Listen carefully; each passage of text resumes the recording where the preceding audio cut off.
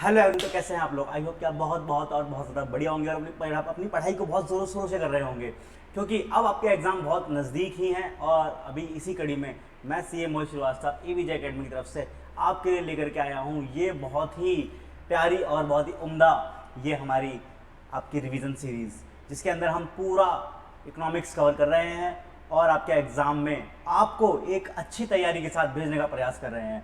तो I hope आप इस सारे लेक्चर को अच्छे से समझ रहे होंगे, देख रहे होंगे और प्रैक्टिस भी कर रहे होंगे और साथ साथ अपने डाउट भी पूछ तो रहे ही हैं। चलिए, तो अभी तक हमने अपने मोस्टली 2 मॉड्यूल खत्म कर लिए जो कि इंस्टीट्यूट ने हमें दिए होंगे। चैप्टर 1 पूरा हमारा मॉड्यूल 1, जिसके अंदर फंडामेंटल, डिमांड, सप्लाई सब कुछ पढ़ लिया। दैन उसके बाद हमने मॉड्यूल 2 पढ़ा, जिसके हमने मार्केट एंड प्राइस डिस्क्रिमिनेशन के बारे में सब कुछ पढ़ लिया लास्ट लेक्चर तक। तो अब हमें पढ़ना है मॉड्यूल नंबर 3 इसका, जिसके अंदर हम लोग पढ़ने वाले हैं मनी एंड बैंकिंग के बारे में। तो मनी है 3.1, जिसके अंदर बताया गया कि मनी क्या है, कैसे जनरेट होती है, कि किस किस चीज़ को मनी बोला गया है, वो सब चीज़ें हम पढ़ने वाले हैं और कुछ इंपॉर्टेंट थ्योरीज वगैरह भी उसके अंदर आती हैं। बट उसको हम पढ़ेंगे बाद में। जी हाँ, करवाऊंगा, छुड़वाया नहीं है, हम करेंगे बाद में। पहले हम करेंगे 3.2, 3.1 इसके बाद करेंगे। पहले हम करने वाले हैं 3.2, जिसके अंदर क्या है, बैंक के बारे में हम पढ़ने वाले हैं। क्योंकि हम पता है कि मनी जो है वो कहीं ना कहीं सेंट्रल गवर्नमेंट या आरबीआई ही रिलीज करते हैं। तो जब तक हमें बैंकों के बारे में नहीं पता होगा तो हम लोग कैसे मनी को समझ पाएंगे अच्छे से। तो हम पहले बैंक को समझते हैं कि हमारे देश में बैंकिंग सिस्टम कैसा है। तो हम लोग पहले बैंकिंग सिस्टम को समझेंगे, देन फिर हम मनी की तरफ चलेंगे। ठीक है, तो अभी आपको समझ आएगा कि हम लोग पहले 3.2 क्यों पढ़ रहे हैं, 3.1 इसके बाद पढ़ने वाले हैं। आई होप ये वाली बात क्लियर होगी। वरना कमेंट में आप टेंशन में आ जाओगे कि सर आपने मनी नहीं पढ़ाया, 3.1 तो रह गया अभी तक। तो 3.1 रहा नहीं है, उसको हमने अभी होल्ड पर रखा है, 3.2 पढ़ने जा रहे हैं हम। चलिए इसी कड़ी में बढ़ते हैं अब आगे। तो अब समझने का प्रयास करते हैं कि बैंकिंग का मतलब क्या होता है दोस्त। What is the meaning of bank. हम लोग अपने आसपास इतने सारे बैंक देखते हैं, ICICI bank, HDFC, Axis bank, Canara bank, SBI bank, Punjab national bank, ये सारे जो बैंक्स हैं हमारे देश में, ये इनका मतलब क्या है और ये क्या करते हैं, हमें पहले ये सब अच्छे से पता होना बहुत ज़रूरी है। ठीक है, और इन बैंकों को बोला क्या था। और फिर आरबीआई जो बैंक है, रिजर्व बैंक ऑफ इंडिया, उसमें और इन बाकी जो बैंक्स के नाम लिए, इन सब में क्या डिफरेंस है, ये सब हमें जानना बहुत ज़रूरी है। तो आइए, जो बुक में लिखा है वहीं से शुरू करते हैं, टाइम वेस्ट नहीं करते बिल्कुल भी। तो देखिए, बैंक की डेफिनेशन, मिस्टर सेयर्स, क्या नाम है, सेयर्स, शेयर्स नहीं शेयर्स, ठीक है। तो shares define bank as an institutional whose debt are widely accepted in settlement of other people's debt. यानी कहता है कि बैंक वो एक चीज है जिससे लिया गया पैसा, जिसका पैसा वाइडली एक्सेप्टेड है। आप बैंक से पैसा लो और आप किसी और को भेज दो, लोग एक्सेप्ट करेंगे या नहीं करेंगे। मैं आपको आज 10 लाख रुपए भेज दूं, आप एक्सेप्ट करोगे या नहीं करोगे। तो इस हमारे बीच ये जो बैंक है या जो इंस्टीट्यूशन है जो हमें जोड़ रहा है, और जैसे सब एक्सेप्ट भी करते हैं कि हाँ बैंक के थ्रू है तो सही ही होगा, है ना। इसलिए तो इतने फ्रॉड भी होते हैं बैंक के नाम पर। तो हमें उन सब चीज़ों से बचना है और हमें समझना है कि एक्चुअली बैंक क्या होता है, जिसको पूरी प्राथमिकता दी गई है। और सब लोग क्या करते हैं, उस पर बिलीव करते हैं कि बैंक वो एक ऐसा इंस्टीट्यूशन है जिसकी डेट यानी जिसके पैसे को वाइडली एक्सेप्ट किया गया है इकोनॉमी के अंदर। आई होप इतनी सी बात क्लियर होगी। ठीक है, अब हम किसी का पैसा चुकाना चाहते हैं तो हम बैंक से लोन ले सकते हैं और उसको चुका सकते हैं। वो मना करेगा, भाई बैंक से पैसा लेके चुका रहा है, अरे नहीं नहीं बैंक तो वैलिड ही नहीं है, ऐसा कोई कहता है क्या, नहीं बैंक वैलिड है। ठीक है, हमें किसी को पैसा चुकाना होता है, हमें किसी पैसा लेना होता है तो हम बैंक के माध्यम से ले लेते हैं, अरे भाई बैंक से लोन लेकर हमारा पैसा रिकवर करे यार, हमें नहीं पता। तो बैंक से पैसा मिला तो नहीं, क्या है, वाइडली एक्सेप्ट है या नहीं। तो ये वाली बात शेयर्स ने बताई हमें। According to Crowther, a bank collect money, ये कहता है कि देखो बैंक वो एक चीज है जो क्या करती है, आपके पैसे को कलेक्ट करती है, अपने पास रखती है और जरूरत पड़ने पे आप बैंक से पैसा ले सकते हैं एज ए लोन के माध्यम से। तो जो इंस्टीट्यूशन ये सारी हरकत कर रहा है उसे बैंक हम बोल सकते हैं। देखो, those who have it to spare or who are saving it to out of their income and lend this money to those who require. मतलब कि वो इंस्टीट्यूशन जो लोगों के पैसे को कलेक्ट करता है, जिनके पास एक्स्ट्रा पैसा बचा है, यानी सेविंग जो लोग करते हैं, वो कहाँ करते हैं, वो कहाँ बैंक में वो लोग अपना पैसा जमा कर देते हैं। और बैंक उन पैसों को क्या करता है, उन जरूरतमंदों तक पहुंचाता है जहां पर रिक्वायरमेंट होती है, जो लोन लेने आते हैं बैंक के पास उनको तक पहुंचाता है ये। ठीक है, फिर बात करते हैं essentials of sound banking system. हम किसी बैंकिंग सिस्टम को, किसी देश के बैंकिंग सिस्टम को कब बोलेंगे कि वो एक अच्छा बैंकिंग सिस्टम है या एक अच्छे चैनल के थ्रू बैंक का काम हो रहा है, कि वो एक ढंग से बैंकिंग का माध्यम है उस देश में। कब बोलेंगे, जब उसके अंदर हमें कुछ 3 से 4 फीचर देखने को मिल जाएंगे। पहला, educate liquidity.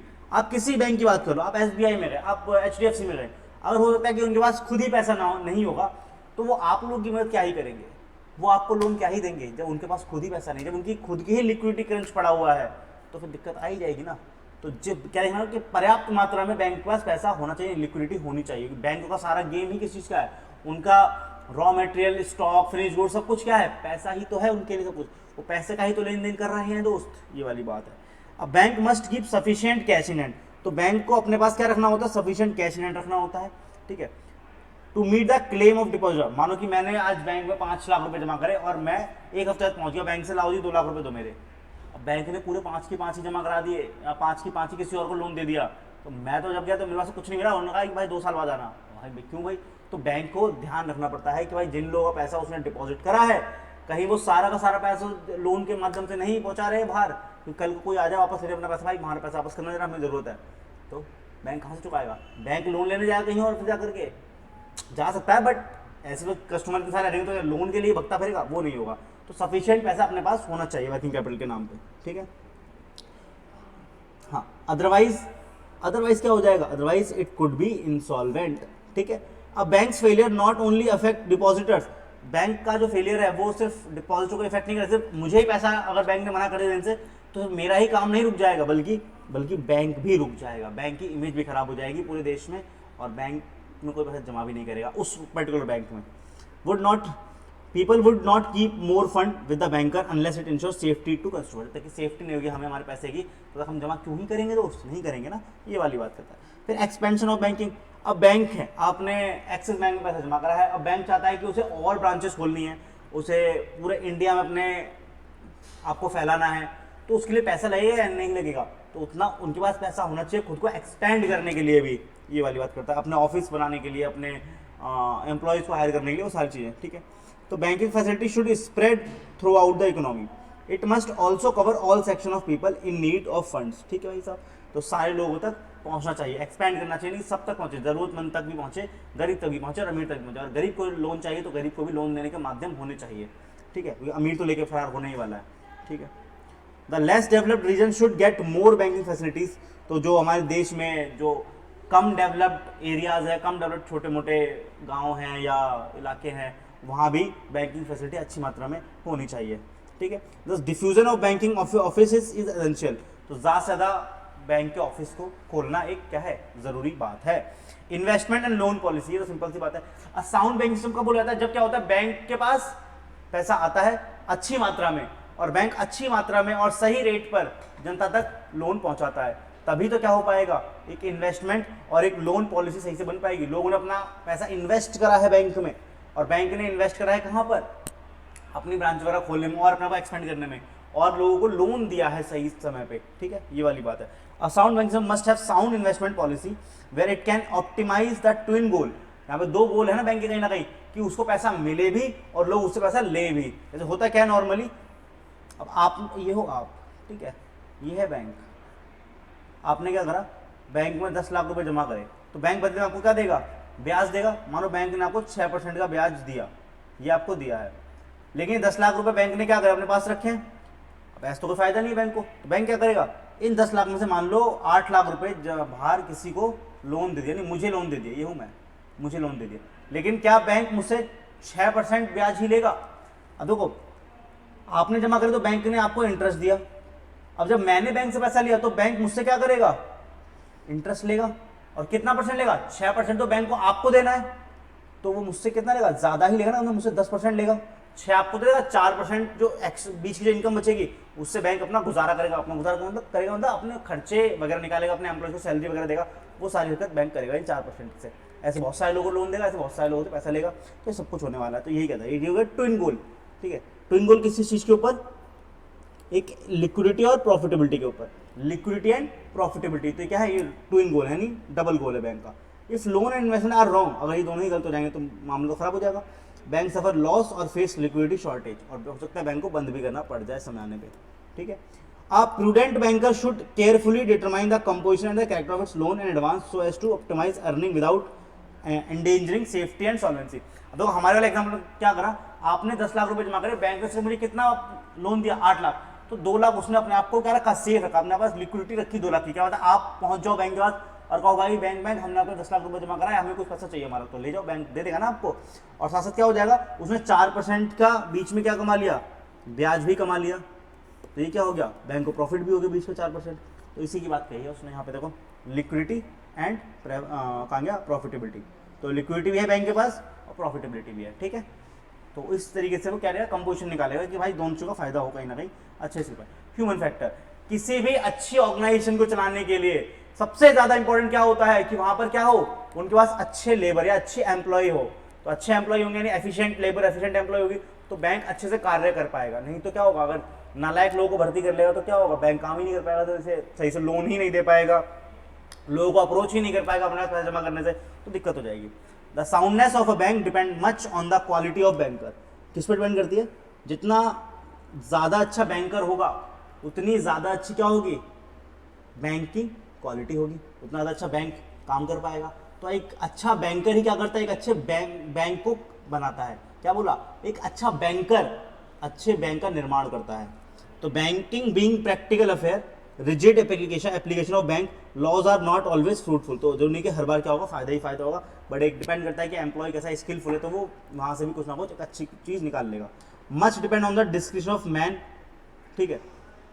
Piloting the ship, मतलब क्या लेते हैं कि जो शिप चला रहा है अल्टीमेटली डिपेंड किस पर होता है, जो पायलट है ना। बाकी सब तो कस्टमर बैठे हैं आराम से, अब जो शिप चलाने वाला जो पायलट है या प्लेन चलाने वाला जो पायलट है, सारा कंट्रोल जिसके पास है उसी के पास है। तो बैंक तो क्या है, एक ऑर्गेनाइजेशन, उसको चलाने के लिए कौन चाहिए, वहाँ के जो बैंकर हैं, वो एम्प्लॉइज है, वो लोग चाहिए। वो जितने अच्छे होंगे, उतने अच्छे नॉलेजेबल होंगे, इतना अच्छे से अप्रोच कर पाएंगे, उतना अच्छा बैंक विस्तार करेगा। बहुत हो गया इसके अंदर। Sound banking thus depend more on banking professionals than on the banking laws. तो लॉज से ज़्यादा डिपेंड किस पर करता है, उन प्रोफेशनल्स पर या उन लोगों पर। अब कमर्शियल बैंक की क्या फंक्शन है भाई साहब, देख लो, ठीक है। ये रहे कमर्शियल बैंक क्या होते हैं, यानी देखो आरबीआई को छोड़कर जितने भी बैंक हो सारे के सारे क्या कमर्शियल बैंक है। आरबीआई क्या होता है, सेंट्रल बैंक होता है, और बाकी सारे क्या होते हैं, हमारे कमर्शियल बैंक होते हैं। तो ये वाली बात होती है, ठीक है। तो बस आरबीआई एक अलग है, बाकी सारे क्या अपने बैंक जो है वो कमर्शियल बैंक है।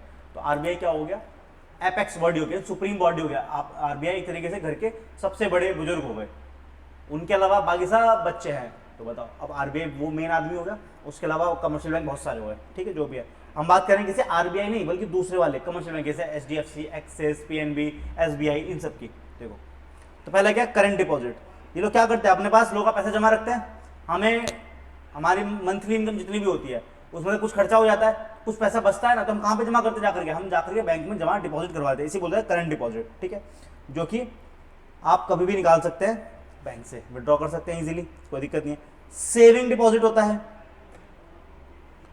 These deposit are made into a saving bank account. ये जो होता है सेविंग अकाउंट के अंदर। करंट डिपॉजिट तो करंट अकाउंट, दो तरीके अकाउंट खुलवाते हैं ना, तो करंट अकाउंट खुलवाते हैं और एक सेविंग अकाउंट खुलवाते हैं। अगर आपने करंट अकाउंट खुलवाया तो क्या, तो उससे कोई लिमिट नहीं होती, आप जितना मर्जी विड्रॉ करो, जितना मर्जी निकालो साल भर के अंदर। बट सेविंग अकाउंट जो होता है उसमें कुछ लिमिटेशन होती है ना।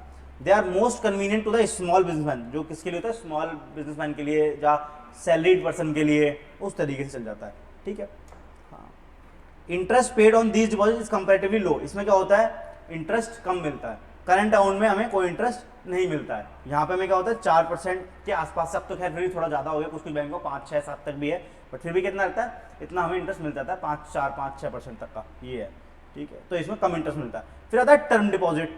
टर्म डिपॉजिट बोले तो क्या होता है, टर्म डिपॉजिट होता है भाई हमारा, बताओ क्या होता है, ये होते हैं एफडी टाइप, यानी हमने एक फिक्स टर्म के लिए पैसा बैंक में जमा कर दिया है, उससे पहले हम पैसा निकालने के लिए नहीं आने वाले। हमने मानो कि हमने 5 साल के पैसा जमा कर दिया, तो हम 5 साल से पहले पैसा नहीं निकालेंगे। इस टाइप ऑफ डिपॉजिट में कंपैरेटिवली सेविंग में अगर 4% है तो यहाँ पे कितना रहेगा, यहाँ पे ज्यादा इंटरेस्ट हमें मिल जाता है। एफडी करवाओगे तो ज्यादा ब्याज मिल जाएगा, यानी 6, 7, 8 तक का ब्याज मिल जाता है, कहीं कहीं पे ये चलता है, ठीक है। तो देख लो, the rate of interest vary from 6 से लेके 12% पर एनम तक। अब 12 तो एफडी पे कहीं मिल रहा है यार, ठीक है, हार्डली 7, 8 पे ही का मामला खत्म हो जाता है। रैकरिंग और cumulative deposit, there are variation of fixed deposit, या वेरिएशन ऑफ फिक्स्ड डिपॉजिट, ये क्या एफडी का ही क्या है, एक मिलता जुलता एक स्ट्रक्चर है। एफडी में हमने क्या करा, हमने एक बार 5 लाख रुपए जमा करा दिए, अब हम 2-3 साल या 5 साल बाद आएंगे।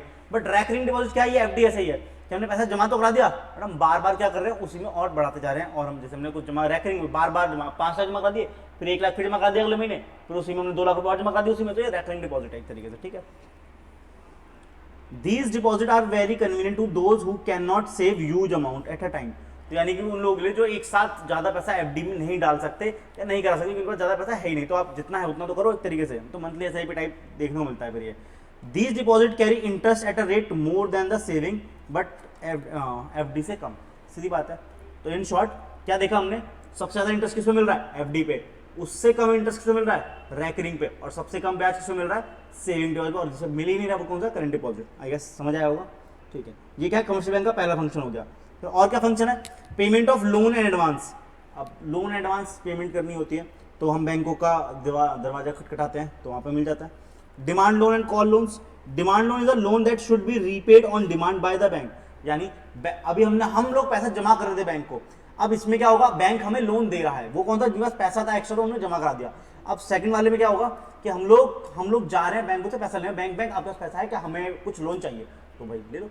तो ये कितने टाइप का लोन हो सकता है वो देख रहे हैं। पहला है डिमांड लोन। मानो आपने बैंक से 5 लाख रुपए ले लिए अगर, और आप कह रहे हो ये डिमांड लोन नहीं दे, तो बैंक जब बोलेगा तो आपको चुकाना पड़ेगा।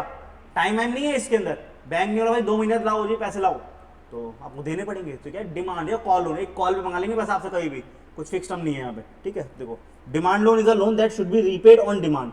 ये आपको कब चुकाना पड़ेगा, जैसे ही क्या हो जाएगा, जैसे ही डिमांड हो जाएगी। एक सेकंड, अरे जैसे ही बैंक क्या कर देगी, डिमांड कर देगी, ठीक है, by the bank. It does not have a specified maturity period. इसके अंदर कोई भी टाइम पीरियड नहीं होता, जब बैंक बोलेगी तब चुकाना पड़ेगा, वही चीज़ है। This loan is a kind of advance made with or without security. का होता है जनरली विदाउट और सिक्योरिटी भी हो जाता है ये। There are also called call loan. इसको हम कॉल लोन कहते हैं, भाई कॉल करें, हाँ नहीं आपने लोन लिया था चुका दो जी वापस, तो कॉल करके मंगा लेंगे, ठीक है। Are given to other bank और फाइनेंशियल फॉर अ डे और a few days.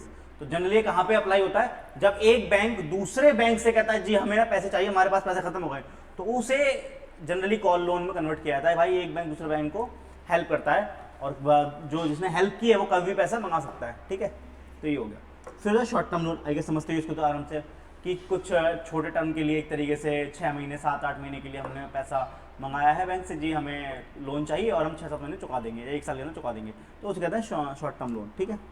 These are sanctioned by to a business and farmer etcetera, working capital के लिए। May also receive such loan and personal loan, they are given against security. किसके क्या होता है, security देते हैं तब हमें ये लोन मिलता है शॉर्ट टर्म।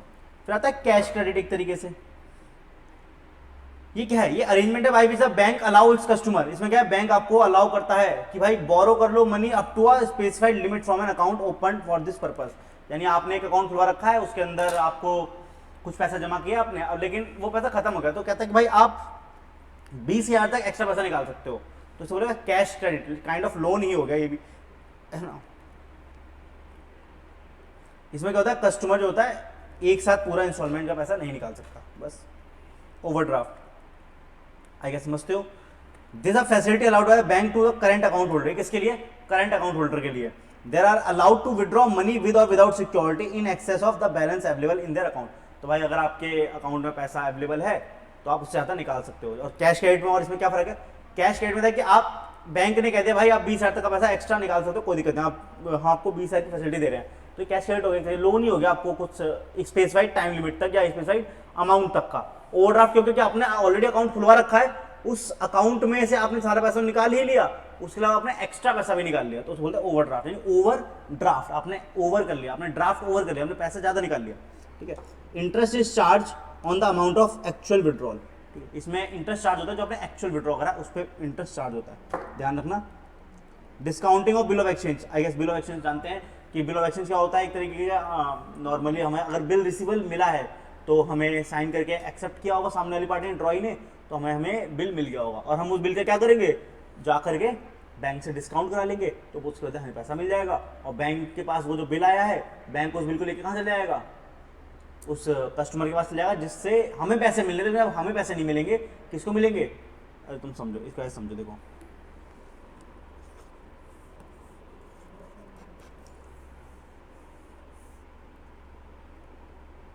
ये कौन है, ये मिस्टर राज, ठीक है। मिस्टर राज ने क्या करा, सेल करी है किसे, मिस्टर अजय, ठीक है। अजय ने कहा मैं 3 महीने पैसे दूंगा राज ने कहा नहीं कोई नहीं, ऐसी बात नहीं चलती। तो अजय ने बोला देखो मैं तुम्हें क्या करता हूँ, एक डॉक्यूमेंट साइन करके दे देता हूँ, ठीक है, जिसके अंदर ये लिखा है कि मैं आपको 2 महीने बाद आफ्टर 2 मंथ्स कितने रुपए दूंगा, आपको 10 लाख रुपए दूंगा, क्योंकि 10 लाख की सेल हुई है, ठीक है। तो ये अब किसके पास है ये वाला पर्चा इस समय, ये है राज के पास, ये राज के पास है, ठीक है। राज ने कहा यार पैसा तो मुझे 1 हफ्ते के अंदर चाहिए, लेकिन तो राज क्या करेगा, राज जहां से जाएगा तो चल के कहाँ पहुंच गया बैंक में। अब ये जो पर्चा था राज ने किसको दे दिया, राज ने बैंक को दे दिया। बैंक ने इस 10 लाख के बदले कुछ नॉमिनल से फीस काटी और इस 10 लाख के बदले राज को कितने पैसे दे दिए, मान लो 9,80,000 रुपए दे दिए, 20,000 रुपए नॉर्मली चार्ज काट ली नॉमिनल से, ठीक है। तो ये राज को तो पैसे मिल गए 10 लाख में से, 9 लाख इतने, इससे भी कम करते हैं, मतलब 2-4 रुपए कटते हैं, मैंने ज़्यादा ले लिया फिर भी, ठीक है। तो 9,80,000 रुपए राज को मिले, कोई बात नहीं। अब लेकिन ये राज को कब मिले पैसे, 7 डेज के अंदर ही मिल गया ना, कि राज को जल्दी पैसे चाहिए था। लेकिन ये पैसा एक्चुअली में कब मिलना था इसे, 2 महीने बाद।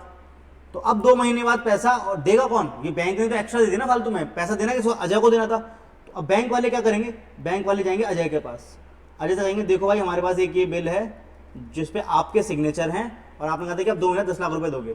तो ये अजय क्या करेगा, अब अजय उठेगा और ये 10 लाख रुपए किसको दे देगा, बैंक को दे देगा।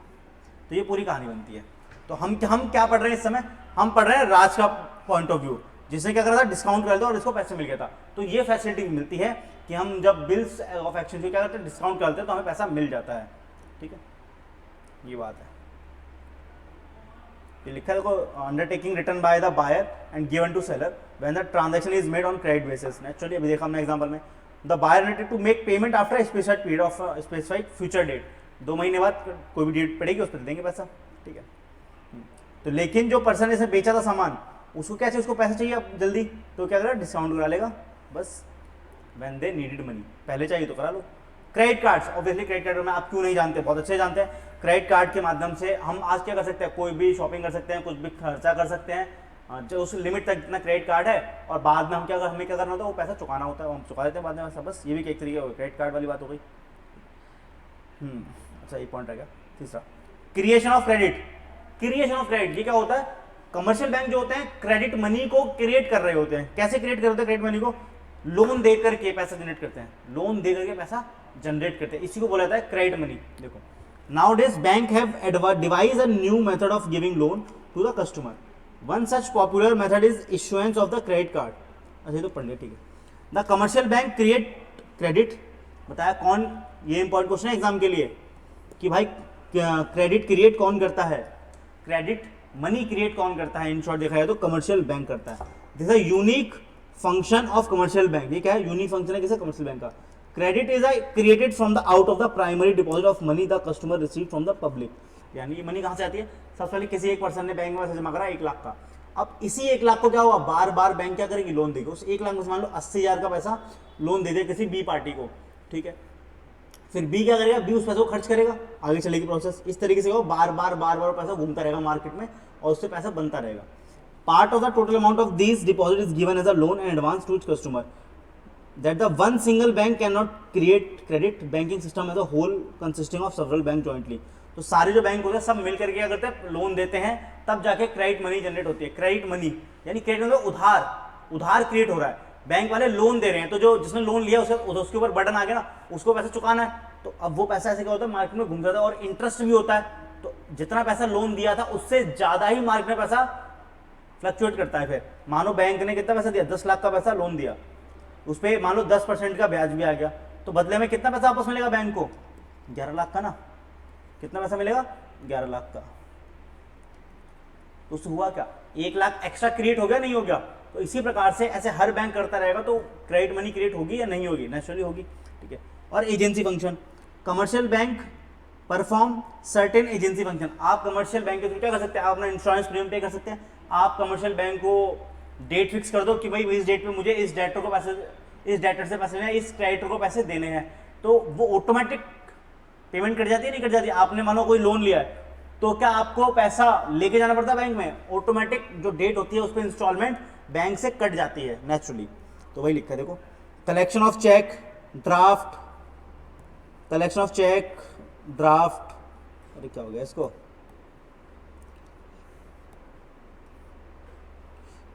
Collection of cheque, draft, bills of exchange of their customer from bank other bank.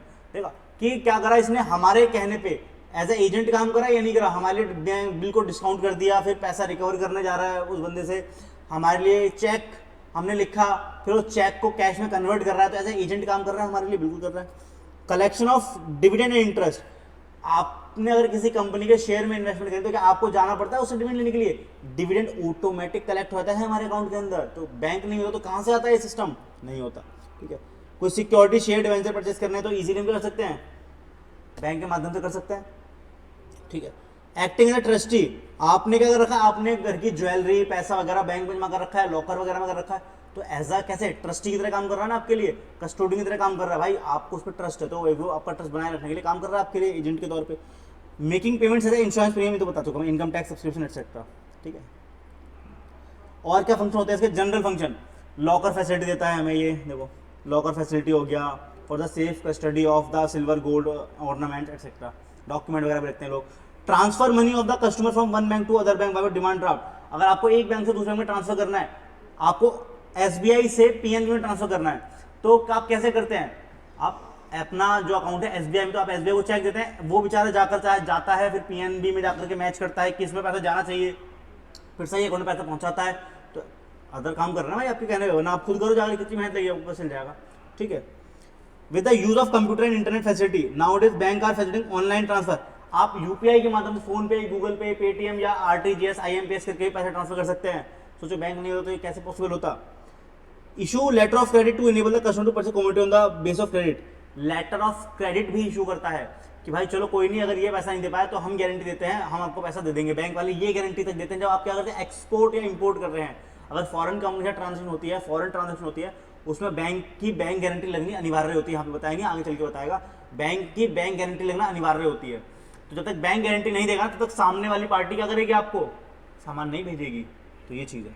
ठीक है, endorse and provide guarantee to shares issued by the joint stock company, help them raising capital, और भाई आप share वगैरह transfer कर सकते हैं easily, ये सब है इसके अंदर। ठीक है, और क्या, traveller cheque issued by the commercial bank, avoid the risk of carrying of cash, आप इतना आपको 5 करोड़ रुपए लेकर के जाने हैं तो मुश्किल है ना भाई, कहाँ कहाँ लेके जाओगे, सिंपल एक चेक लिखा 5 करोड़ का और इजीली जेब में डाल दे, पता भी नहीं किसका पास कुछ है, बैग भी है या कुछ सामान पैसा भी है, बस चेक रखा हुआ है आराम से संभाल करके मस्ती में, कहीं भी रख लो तो किसी पॉकेट में। ठीक है, प्रो और कहीं भी चले जाओ, मुंबई आराम से घूमते रहो, मुंबई घूमो, दिल्ली घूमो, पंजाब घूमो, मद्रास घूमो, कहीं भी घूमते रहो। ठीक है, provide foreign exchange to the customer for export and import in connection with their business, वही चीज कि एक्सपोर्ट इंपोर्ट में फॉरेन एक्सचेंज की रिक्वायरमेंट होती है, तो हम कहाँ से डॉलर यूरो खरीद के लेके आए, हम उसके लिए बैंक है ना, बैंक कर लेता है सारी हरकतें। ठीक है, हमारे कहने पे convey information on behalf of their customer to the business operating in other place and also collect information such business. ठीक है, और इन्फॉर्मेशन वगैरह भी प्रोवाइड करता है या पहुंचाता है, अगर फॉरेन में कुछ आपको कुछ पहुंचाना है या कुछ बात करनी है तो उसके आप बैंक के माध्यम से भी कर सकते हैं। ठीक है, इन सब के लिए बैंक अपने कुछ नॉमिनल चार्जेस से भी लेगा, ऑब्वियसली फ्री में तो नहीं करने वाला। Recently commercial bank have been establishing ATM, ATM की बात करें अभी तक, एटीएम से तो कितना आगे आ गया देश, अब तक एटीएम यूपीआई पे आ गए हम लोग। ठीक है, बताओ अब तो हम डिजिटल मनी की तरफ जा रहे हैं कहीं ना कहीं, तो बताओ एटीएम से भी, एटीएम की फुल याद करना ऑटोमेटेड टेलर मशीन। ठीक है, एटीएम की फुल अच्छे पता नहीं लोगों को याद क्यों नहीं होती है, रोडी को भी याद नहीं थी इस बार तो किसी को। ठीक है, तो आपको याद होगी ऑटोमेटेड टेलर मशीन, पूछ सकते हैं एग्जाम में एटीएम की full form, at different location so as to enable their customer to withdraw cash from the, तो आप एटीएम को जानते हैं कि आप कहीं भी लोकेशन में कहीं से भी पैसा निकाल सकते हैं।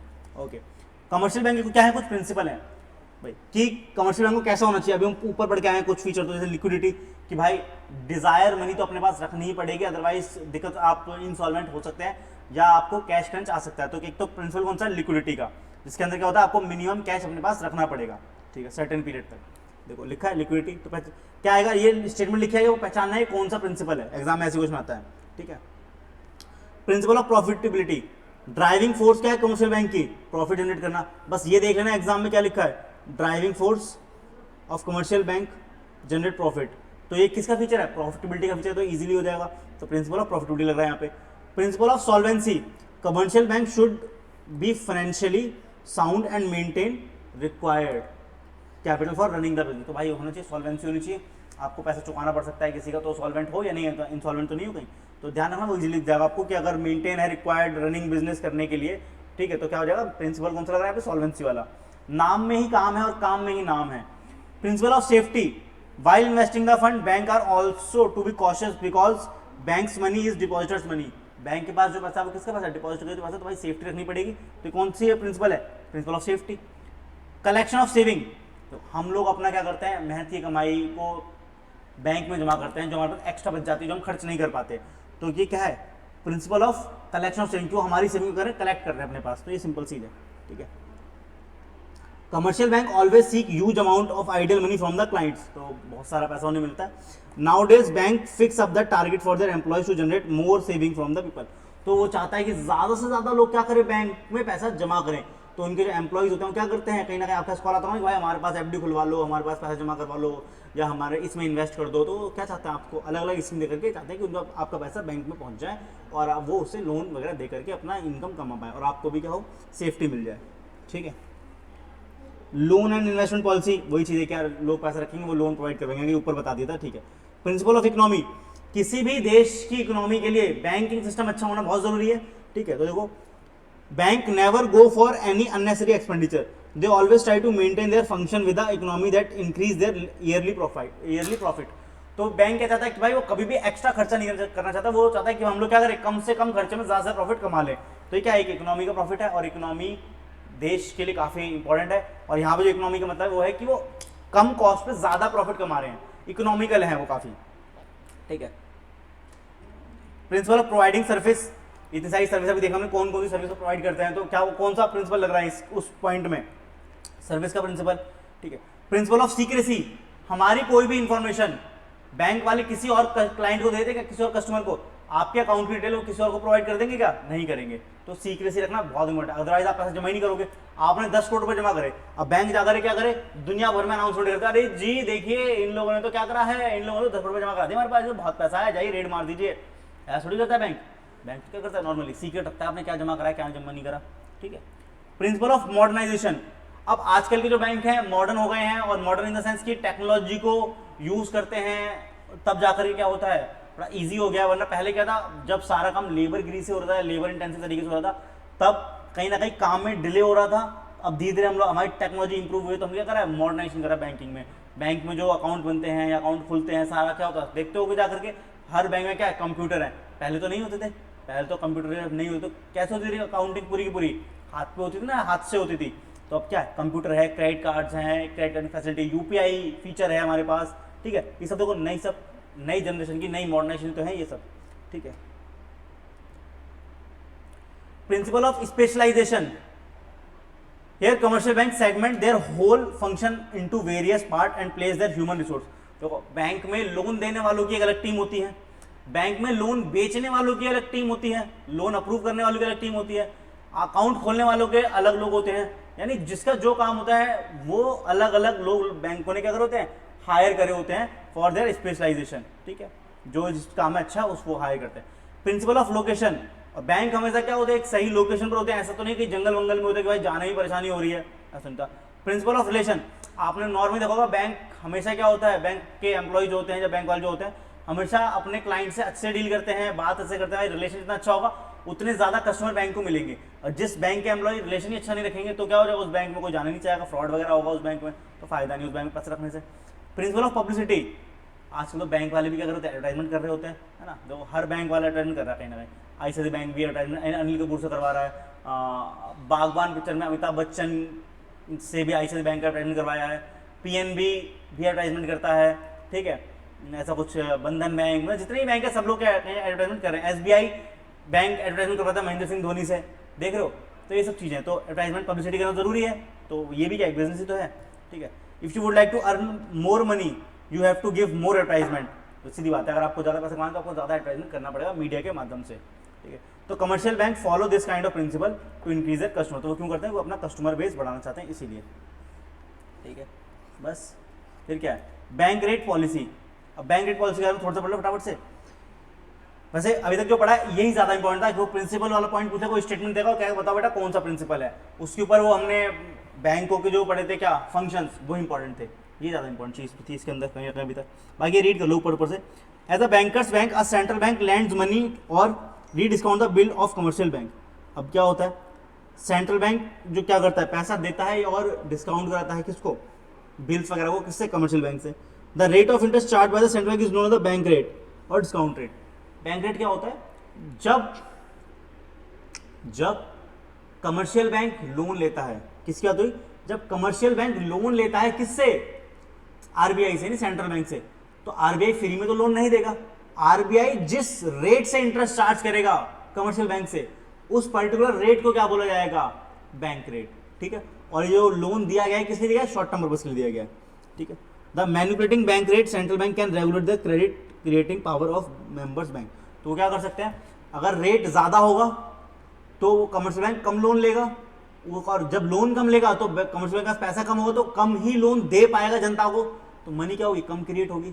वहीं अगर आरबीआई चाहता है कि भाई मार्केट में पैसा ज्यादा होना चाहिए, ज्यादा मनी क्रिएट होनी चाहिए, तो क्या करेगा, बैंक रेट कहीं ना कहीं कम रखेगा, और जिससे कमर्शियल बैंक ज्यादा से ज्यादा लोन ले आरबीआई से, और फिर ज्यादा से ज्यादा लोन प्रोवाइड करे कस्टमर को, तो क्या हो जाएगा, तो मार्केट में पैसा बढ़ जाएगा। तो ये आरबीआई पे डिपेंड है कि वो किस रेट से इंटरेस्ट लेना चाहता है कमर्शियल बैंक से। अगर वो ज़्यादा रेट से लेना चाहता है तो क्या हो जाएगा, मार्केट में पैसा कम हो जाएगा, कम रेट से लेगा तो मार्केट में पैसा बढ़ जाएगा। ठीक है, they will increase their lending rate, there is known as the market, तो वो क्या करेगा, बढ़ा देगा। ठीक है, difference between market and bank rate is the profit margin of commercial bank. जो बीच का जो मार्जिन है वो बैंक का क्या, प्रॉफिट मार्जिन है। जो सिंपल सी बात है, आरबीआई ले रहा है 8% कमर्शियल बैंक से, और कमर्शियल बैंक जनता को लोन दे रहा है 12% पे, तो बीच में 4% है, वो क्या रहा, प्रॉफिट रहा ना। तो यही वो समझाया हुआ है। ठीक है, देखो क्या समझाया हुआ है,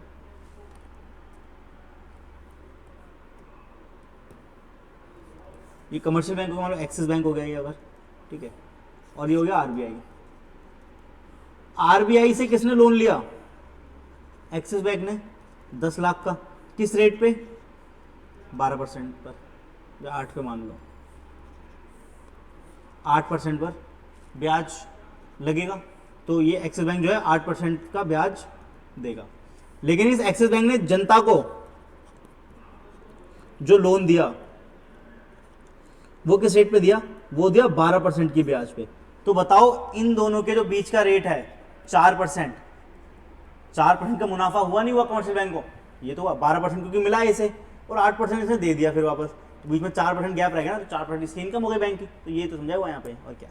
ठीक है, demand for bank loan will reduce, वो तो वाली बात है कि अगर रेट कम हो जाएगा तो क्या इंपैक्ट पड़ेगा, और बढ़ जाएगा तो क्या इंपैक्ट पड़ेगा, ये समझ लो, ये रीड कर लेना एक बार, इजीली हो जाएगा फिर। ठीक है, खत्म हो गया ये। बस अभी चालू करेंगे नेक्स्ट लेक्चर में commercial bank and central bank का क्या मतलब होता है, और दोनों एक दूसरे किस प्रकार से लगेंगे। अभी हमने पढ़ा है सिर्फ कि मनी क्रिएट कैसे हो सकती है, या कमर्शियल बैंक के क्या फंक्शन है मेनली। ठीक है, अभी सेंट्रल बैंक पढ़ना बाकी है, और कमर्शियल बैंक को और अच्छे से पढ़ना अभी बकाया है 3.3 के अंदर, तो ये उसी में पढ़ेंगे। आज बस इतना ही, और मिलते हैं अपने नेक्स्ट लेक्चर में, तब तक के लिए बहुत बहुत धन्यवाद।